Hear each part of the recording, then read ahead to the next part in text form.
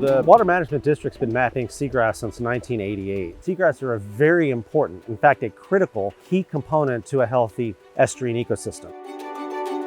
Right now, we're in the early stages of the process of creating our 2026 seagrass maps at the district. Those maps include the region that we call the Sun Coast, which is Tampa Bay south to Charlotte Harbor. There's really three phases to our seagrass mapping. The first is acquisition, then there's photo interpretation, and field verification, also known as accuracy assessment. The acquisition process is first and foremost the most important because we base our maps on aerial imagery.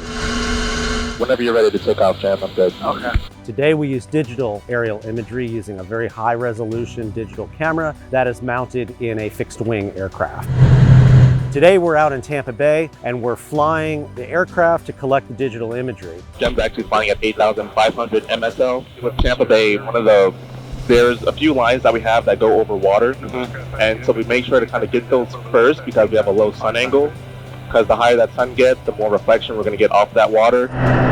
We're positioning the aircraft to get onto the flight line. We basically take flight lines or straight lines that the aircraft then flies, and while it's flying those straight lines, the camera that is mounted in the aircraft collects what we call image strips, or imagery that just is continuously collected as the aircraft follows the line. And then once we're done with the mission, I'll take these out, bring them to the office. All that raw imagery is collected on removable hard drives.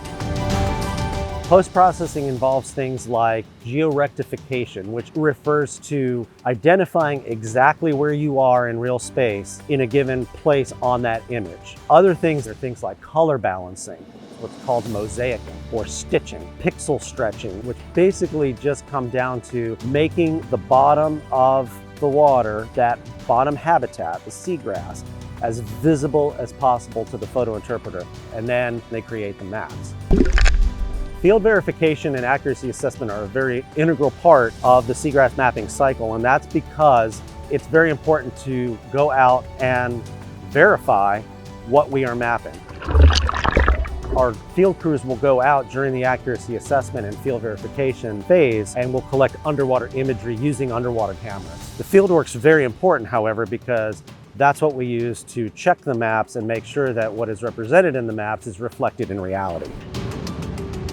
And so we've been mapping seagrass since 1988 as a key indicator of overall health in our estuaries within the Water Management District.